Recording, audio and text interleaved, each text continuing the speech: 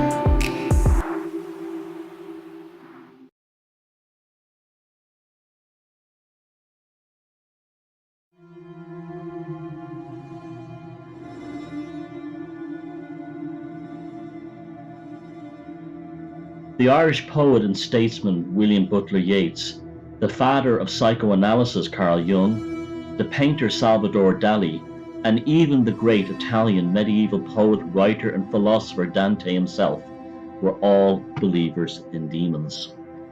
What makes these learned and scholarly men come to the realization that such things as demons were rooted in fact? The answer lies within coming to terms with the full understanding of what demons and demonic forces represent beyond superstition and religious phobias. On one level, demons are indeed a useful metaphor to explain the darker, unsettling mysteries of human consciousness. But on the other hand, it would be equally unwise to dismiss that demons are also very real non-human conscious entities, and that such ideas are exclusively rooted in being merely products of human ignorance and superstition. To the religious person, demons are nothing less than the emissaries of the devil himself. Yet this is only part of the story, as belief in demons transcends religious devotion. In much of the Celtic world, and particularly within Irish folklore, the distinction between what is a demon and what are fairies, or the Sidhe as they are known, is hardly distinguishable, and has been so since pagan times.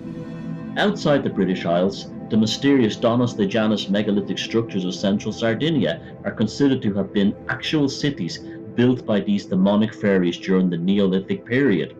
And my own field work in places such as megalithic Sardinia has made me come to see that there is indeed an undeniable link between what are known as the fairies of folklore and the demons of the religious world, and that both have more in common in terms of their effects upon and relationship towards the humans who encounter both types of entity.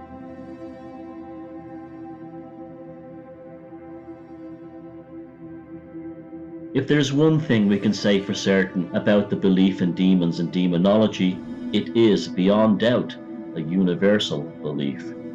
There is not a single tribe or culture anywhere on earth that has not, at least in the past, given sizable cultural credence to the concept of such non-human intelligence, which is often malevolent to humanity and which exists within an invisible world just outside the five sense perceptions of human beings.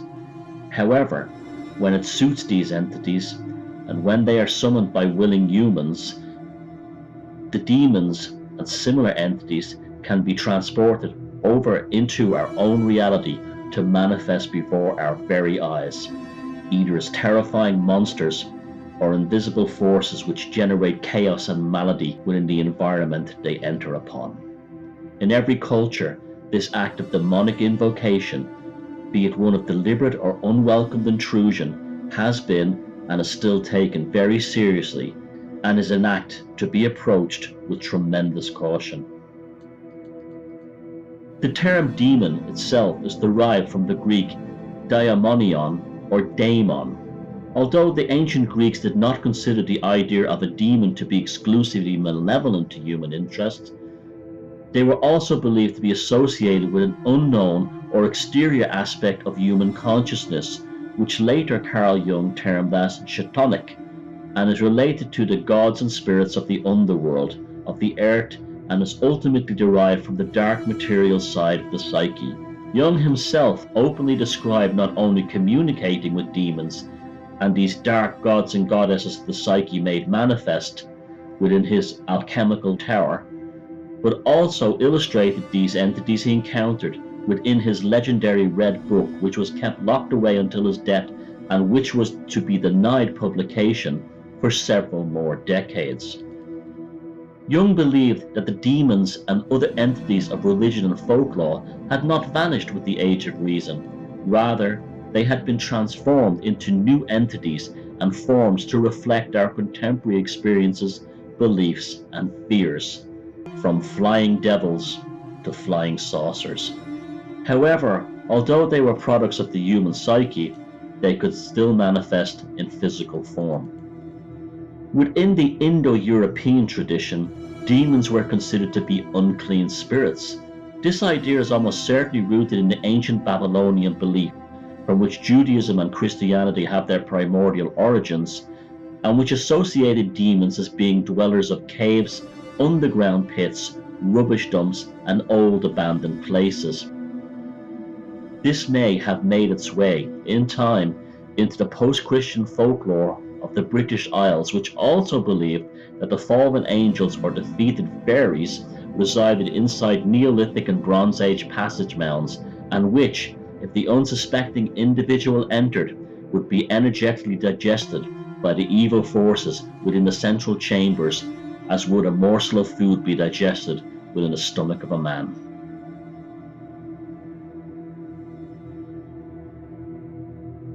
Humans were considered very literally to be the soul food of the demonic world, and people were to avoid such places, as well as the dark and terrifying woodlands and other remote natural locations such as the caves and secluded regions.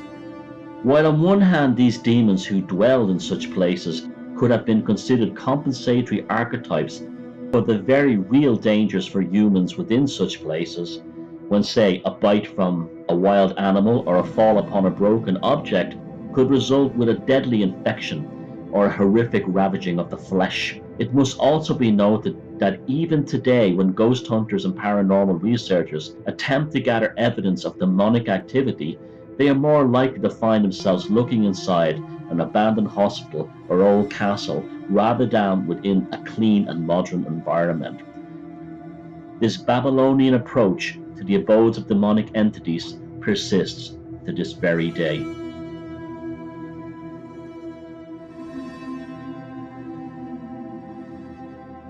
During the period of the European Renaissance, the approach towards demons by the educated classes changed to that of considering them to be useful tools within the practice of magic and witchcraft. Because demons are unbound to the space-time reality which humans exist within, these entities could be summoned and then ordered to reveal information about the future, lost treasure, and even be sent to attack an enemy. This concept of summoning forth demons to employ their knowledge derived from a revival in Greek and Roman occult rituals, which had found a new voice during the Renaissance, when complemented with the practices derived from the alchemical tradition of the Middle Ages. The most famous case is that of Elizabethan magicians John Dee and Edward Kelly, who brought forth the entity which called itself Mandini while they were engaged in the search for the ultimate alchemical knowledge.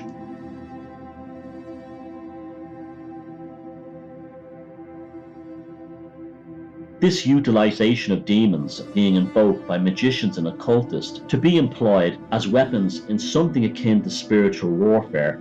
However, it is a form of combat which is considered extremely risky and can also lead to the annihilation of the very soul of the magician who dares to conjure up a demon for any purpose, especially that of spiritual warfare. In Hampstead, London, in the 1920s, a Theosophist group, which had a grievance with a nearby magic circle of occultists, took it upon themselves to summon forth a demonic entity to attack their esoteric rivals. When the magic circle got wind of the Theosophist plans, they conducted a ceremony to not only repel the demonic entity, but to also return it from whence it came, which is what happened when the entity suddenly manifested at the Hampstead Theosophist meeting, unleashing mayhem, and which continued to cause chaos to the group and individual members until eventually it was returned to the abyss.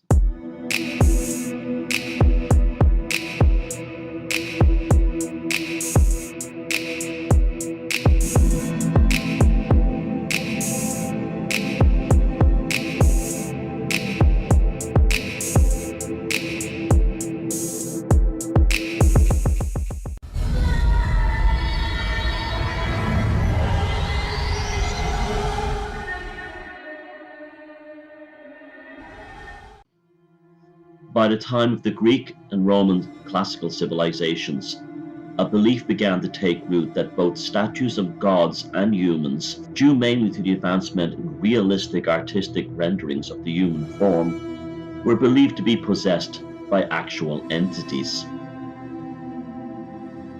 Statues of, say, the god Apollo, Hecate, and so on.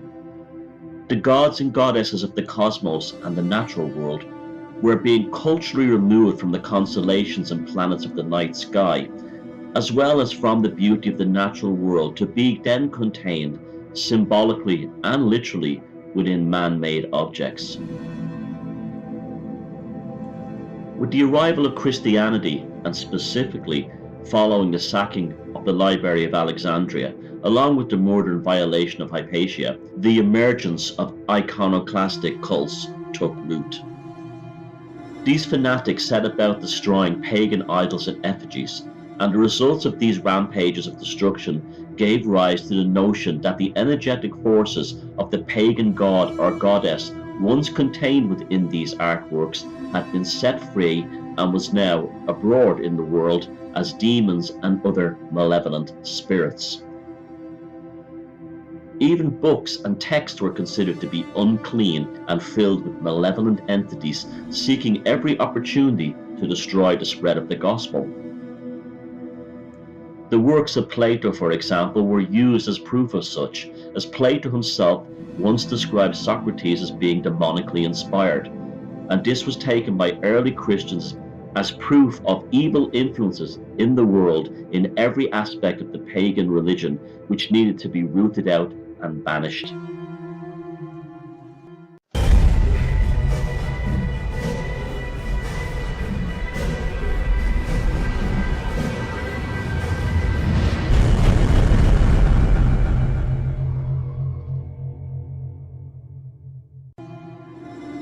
The initial war of locating and scattering the demons to the four winds is the origin of the rite of exorcism. It is also the reason why the Catholic Church goes to extreme lengths in order to avoid performing an exorcism, as the immortal nature of the demon means it cannot be ever destroyed, only set free into the world, and the hunt begins again, thereby creating a self-perpetuating world of endless opportunities for the ambitious exorcist.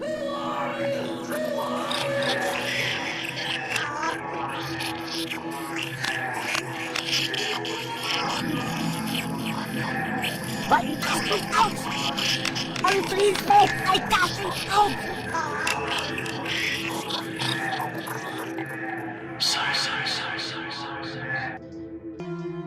The person possessed by the demons can be considered something of a portal between the demonic world and our own, and on some levels the priest performing the exorcism is aware that he is transporting an interdimensional refugee into this reality in order to find fresh quarry. Once again, we see this idea transferred into European folklore, in that the destruction of pagan fairy forts and other ancient sites releasing the fairies who once resided inside them as vengeful spirits who will torment and seek revenge upon the violators and their descendants.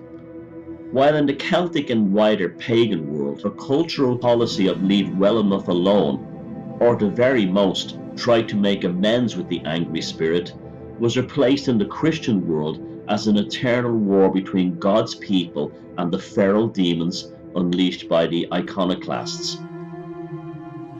In many ways, the desire to utilize demons with the revival of witchcraft starting in the Renaissance had more in common with this appeasement and tolerance policy towards non-human entities as it existed in paganism. Eventually, with the Byzantine translation of the Hebrew texts into Greek, Christians would come to see even entire cities and communities as being repositories of these feral demons. From the Cathars to Salem to the satanic panics of the 1980s, demonic infestation akin to an invasion by an outside force upon the Christian world.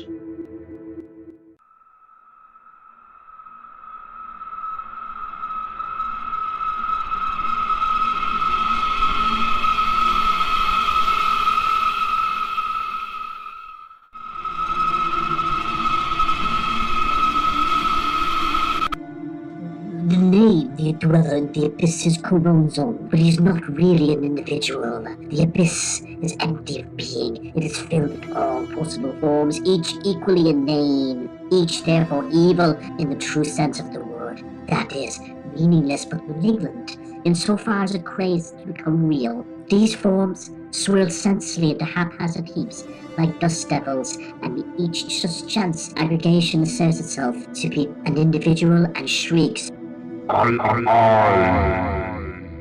They're aware all the time that its elements have no truth, so that the slightest disturbance dissipates the delusion, just as horsemen, meeting the dust devil, brings in the showers of the sands to the air.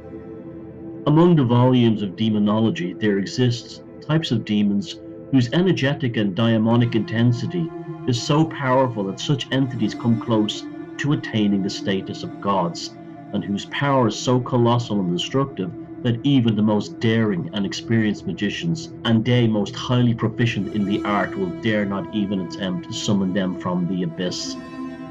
Among these is the timeless, legendary, and terrifying demon known as Coronzon, or Coronzon 333, the lord of cancer, chaos, and cholera. In the Thelema magical practice, he is the guardian of the 10th Aether, which is called Zak, and he is the dweller in the abyss, who waits for the chance to leap into this reality and tear asunder the very souls of they who dare to invoke his name.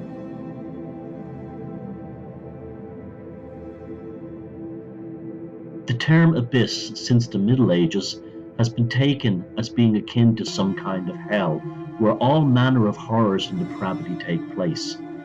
The abyss is also the unseen realm of the demons, and also that of the jinn of the Middle East, the fairies of the Celtic world, elves of the Nordic mythology, and the Penagagalan of the East Asian tradition, and other non-material entities in all different cultures.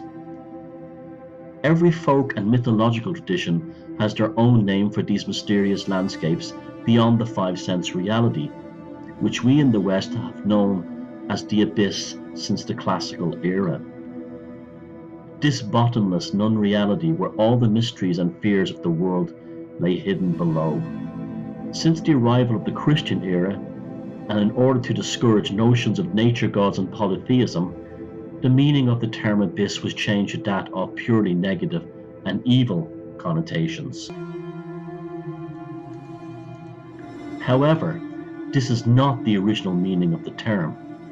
In ancient times, the abyss was compared to being the inner reaches of the human mind where untapped powers are uncovered and used by those who are willing and perhaps foolhardy enough to go looking for them.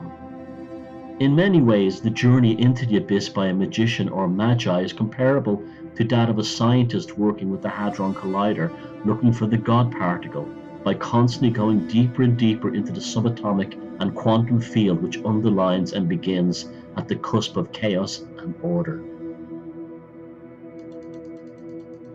This is why Choronzon is known as the Lord of Chaos.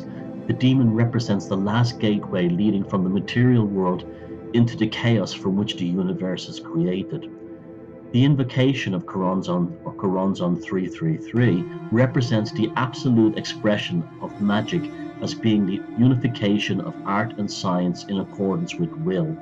And this is a methodology comparable in every way to the work of scientists at locations such as CERN, unlocking the mysteries of the universe and attaining the status of a living god, but only if one can successfully get past the demonic guardians and tricksters of the abyss.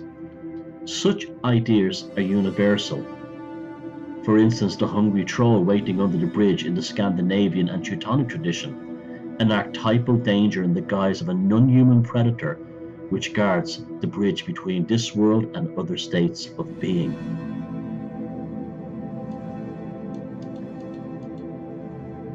The World Wide Web itself was created by CERN and launched into the public domain on April 30th, 1993, which just happens to be Walpurgis Night, or the Witches' Sabbath as is known in Central Europe. An intriguing date indeed for the launch of the most profound technological invention of the modern era, or perhaps of all time. It was also during this early phase of the World Wide Web that the Chaos Magicians were flourishing as a movement which sought to modernize magical ritual beyond what they saw were the outdated and overly academic approaches of Aleister Crowley's Thelema. One of the founders of Chaos Magic, Peter Carroll, created the ritual known as the Mass of Choronzon, based again on a scientific, in the magical sense, approach of launching one's ego into the abyss in order to achieve more synchronistic generated results of the process rather than achieving a specific objective aim as outlined at the start of the rite. No different than when a particle is launched into the CERN accelerator and the scientists wait to see what may or may not result from this. Choronzon's employment as the guardian of the 10th Aether can be seen in metaphoric terms as the key to unlocking the full potential of human consciousness and thereby unleashing powers such as extrasensory perception and telekinesis, and employing these abilities as on-demand functions when needed.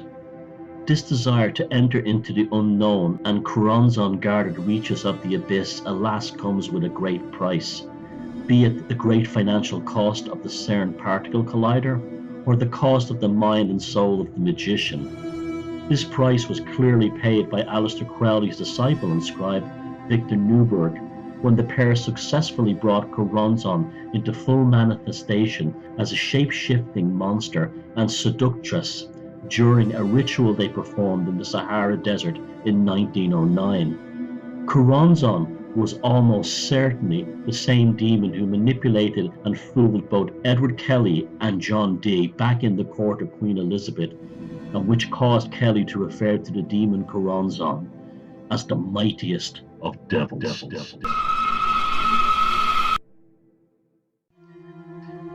In some cultures and certain supernatural traditions, demons are deliberately invoked into the body of a medium who has developed the ability, often through witchcraft, to retain the demon for a limited period of time before expelling the demon once the information has been collected and coerced out of the entity. In the Afro-Latin American magical tradition of Santeria, ceremonies, which I have personally been present at, are based on the invocation of non-material beings in order to gain information about the future. The effect of observing firsthand one of these entities entering a Santeria practitioner is both terrifying and startling. The entity will speak in obscure African or Portuguese dialects, and even the face of the person invoking the spirit occupying them will change. The demon will often demand large quantities of alcohol or marijuana, yet when the entity leaves the person's body, the Santeria practitioner is completely sober and alert as they were before the ritual began. The impression one is left with is that there are most certainly layers of awareness beyond the normal human consciousness level, and that among these other layers, all manner of other personalities, entities, and even demons can emerge.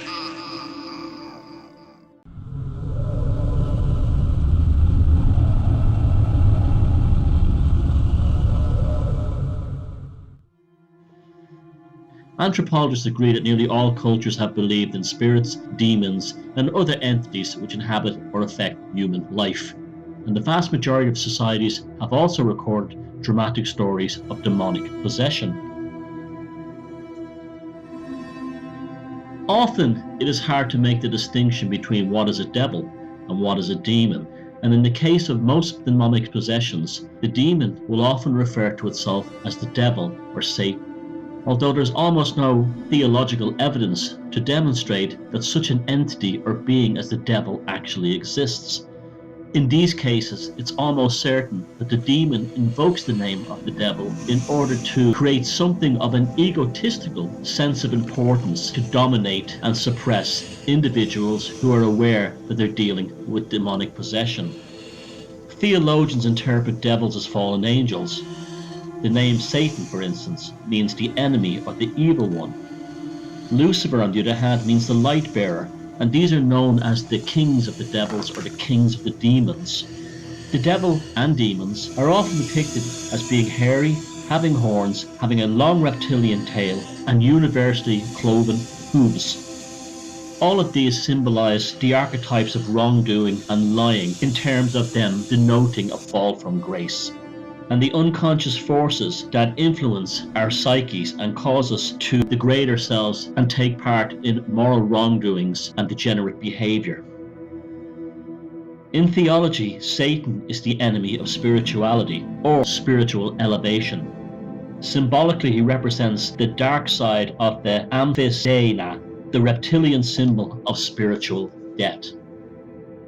In the Jewish tradition, demons were divided into 10 hierarchies, the Sephiroth, each personifying a passion or a degrading behavior.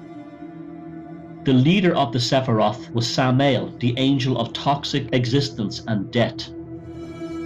The Shaitan of the Kabbalah seduced the very first woman. His wife was Lilith, the mistress of debauchery and wickedness. She represented the nocturnal power in the Kabbalah, which regards these demons as blind forces of creation, being inferior to men. In more ancient theological approaches, these demons were divine emanations who lived within the blood of human beings, as this blood contained the principle of a vital heat.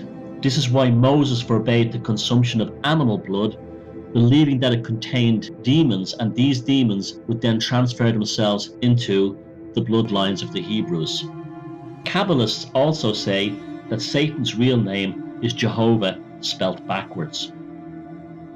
Carl Jung, on the other hand, claimed that demons are neuroses and complexes, that is to say, liable to provoke permanent disturbance in the psychic life of individuals.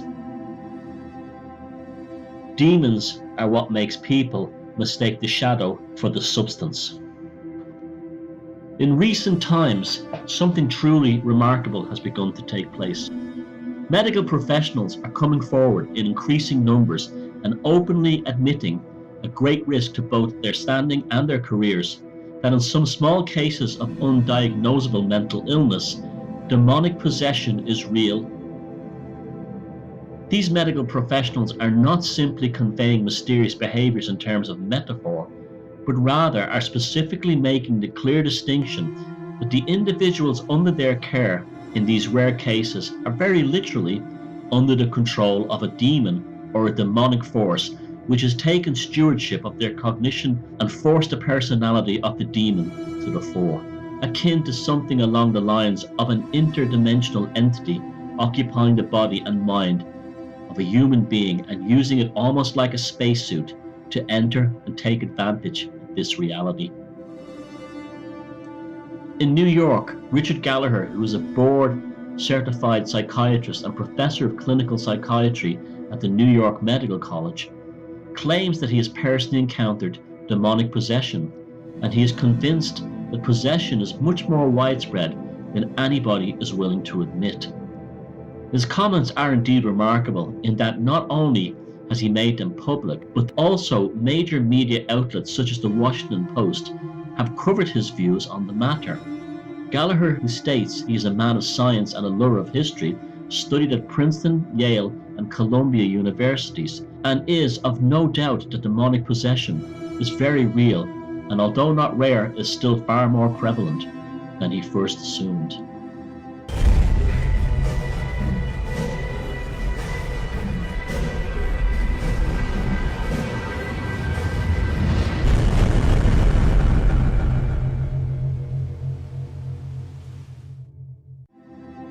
In the late 1980s, Gallagher was introduced to a self-styled satanic high priestess, and she acknowledged worshipping Satan, and that she was, in fact, his queen. A Catholic priest who introduced Gallagher to this woman stated that he had asked him to get involved in the case because he was a man of science.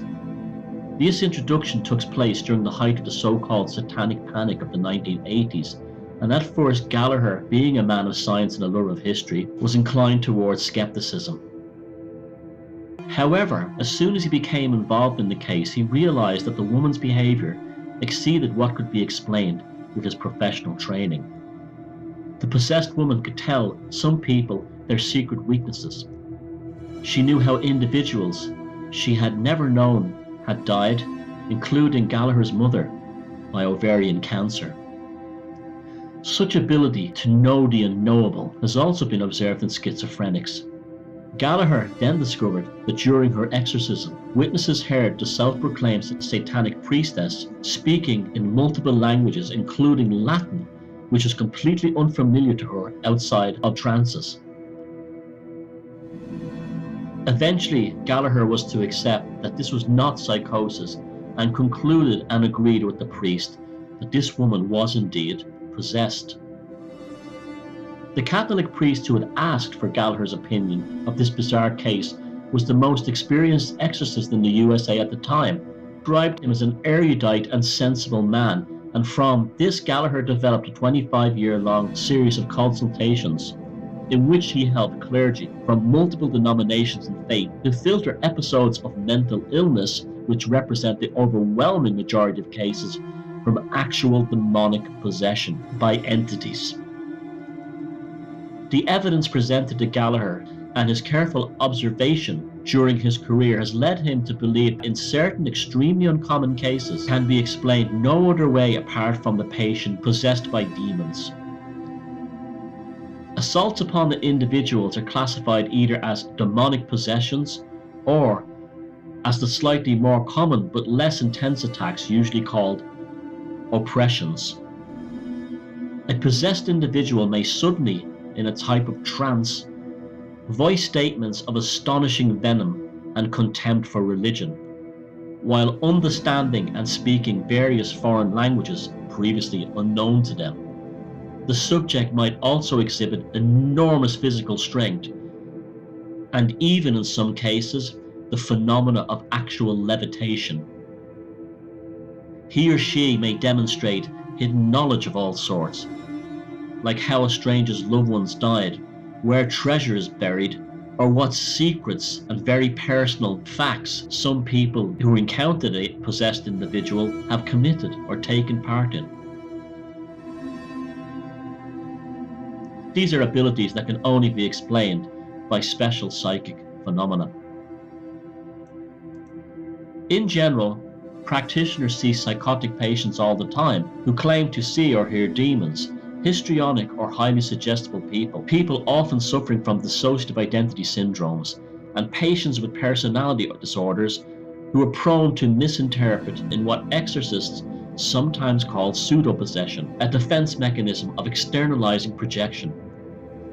However, these cases and these traits are very, very different than some patients who may unexpectedly start speaking in perfect Latin or Old High German. One cannot force these entities to undergo lab studies or submit to scientific manipulation. And they also refuse in most cases to be recorded by video equipment. When they have been recorded with audio equipment, background noises and voices are very often heard. And in the days before digital recorders, mechanical tape recorders and cassette recorders were prone to breaking down, their motors seizing up, or else the tape being completely blank. Yet this is the evidence that skeptics often demand. The Catholic Church holds that demons are sentient and possess their own wills. They are also far craftier and far more devious than humans. Sow confusion and seed doubt. This is how they gaslight. A particular sensitive issue is that the Church does not wish to compromise a person's privacy who may be suffering from a demonic possession, any more than doctors want to compromise a patient's confidentiality. People who dismiss these cases of demonic possession, according to Gallagher, unwittingly prevent patients from receiving the help they desperately require, either by failing to recommend them for psychiatric treatment or by not informing their spiritual ministers that something beyond a mental or other illness seems to be the issue. Gallagher is still a voice in the overall wilderness regarding the scientific approach, but there are also many people who still refuse to believe that evil itself exists. That is, until one morning they wake up and it is staring them right in the face.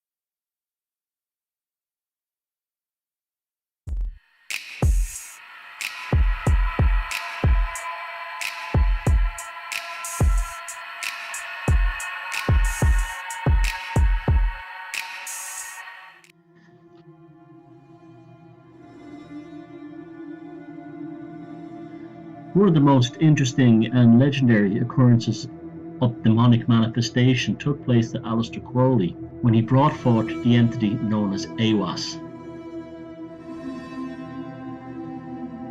This event took place on April 8th, 9th and 10th, the year 1904, and Crowley claimed to be the incorporeal voice that dictated the book of the law.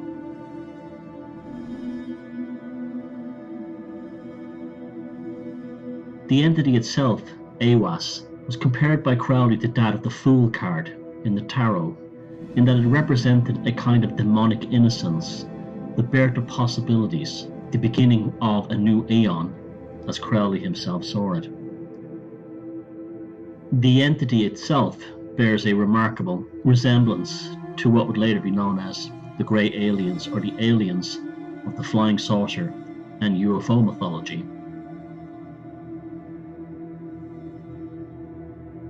But is a view which ufologists and other investigators of this phenomena, such as alien abduction, have constantly mistaken these entities for aliens from other planets, when in reality they are demonic manifestations, brought into manifestation unwillingly by individuals.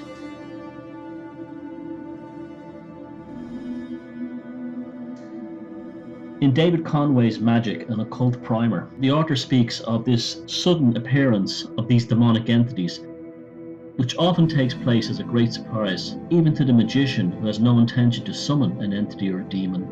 Manifestations can sometimes take place. Even though magicians take care to set up ceremonial preliminaries designed to ensure that undesirable influences are kept out of the magic circle, eventually a time will come when the magician's experiments may well introduce him to what Conway calls as the delinquents of the astral dark. those devils and demons so beloved of storytellers the world over. Their forms too are essentially forces, but a number of them do seem to have acquired a formal identity of their own, Conway tells us. To call them evil would be an oversimplification, but in this case, life becomes easier if for once we allow ourselves to be oversimple. These demonic shapes are far from hideous, Conway tells us, at least to begin with, when their owners may be striving to give a good impression. They appear as little children, gentle old folk, beautiful young people of both sexes. Though these entities themselves are not human, they will display as much resourcefulness as the most cunning human beings. They will often flatter, charm, threaten, or use their skills in an attempt to gain the upper hand over the magician. And the unwary or egotistical magician may well easily succumb to their wills. The question must be asked, what do these demons hope to achieve with this behavior? According to Conway, because demons are the forces of disorder and imbalance, they seek firstly to upset the ritual and then to thwart the magician's intention. For them, it's perceived as a threat, which springs from the fact that the ritual success depends on the constituent aspects, positive and negative, of a perfectly balanced force. Such collaboration is abhorrent to any unbalanced force, and demons, for this reason, will attempt to cause havoc. Although physical assaults by demonic agents is comparatively rare, Conway does tell us that it is by no means unknown. However, Conway makes the point of stressing that a physical beating might be more preferable to a psychological assault imposed upon the victim by the demonic force. What he calls the science fiction monster will still be there, but the magician alone will be aware of it inside his mind, causing torment, causing pain that will be so acute that his body will bear no scars. His own hell will be secretive, a private madness that no one else can share or even start to comprehend.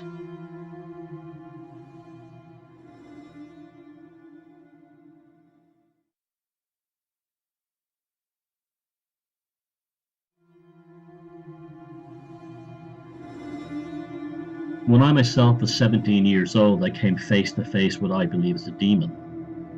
I was lying in my bed one morning, turned around and noticed in the corner of my bedroom what looked like a small monkey staring around the room as if it was confused by its location. When it made eye contact with me, it screamed and jumped onto my back and began to violently beat me while also attempting to suffocate me by blocking the air passages in my mouth and nose with its hands. I could smell and taste the sweat on its fingers, and I could feel the pounding. Over the years, people I've told this story to have mentioned everything from nightmares to sleep paralysis. But I was completely awake when this event happened. It was also early morning and there was plenty of daylight. It was not dark. More importantly, when I took a shower later that day, I had bruises on my back from where this entity had been violently pounding me. Much later on, I came across a picture in a book of the painting called The Nightmare by the Swiss artist Henry Fuseli, which showed precisely the entity which attacked me that morning when I was 17. The attack also took place in the aftermath of an earthquake, and the house that I was living in was located on top of a mass burial ground of plague victims from the Black Death. I do not believe that both these events are unrelated to the experience that I had. Even so, to this day, I'm still not sure what demons are, whether my mind created it from the darkness of my own subconscious, or whether in fact the earthquake that had happened had opened some kind of portal and an entity had come through. All I know is that what I saw that morning is exactly the same entity that Henry Fuseli painted. I also believe that many of the so-called grey alien and other abduction events are part of the same demonic phenomena.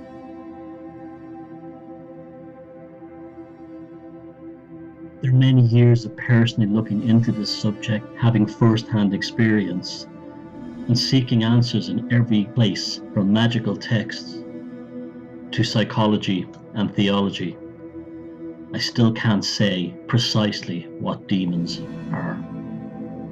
But one thing I do know for sure is that demons are real.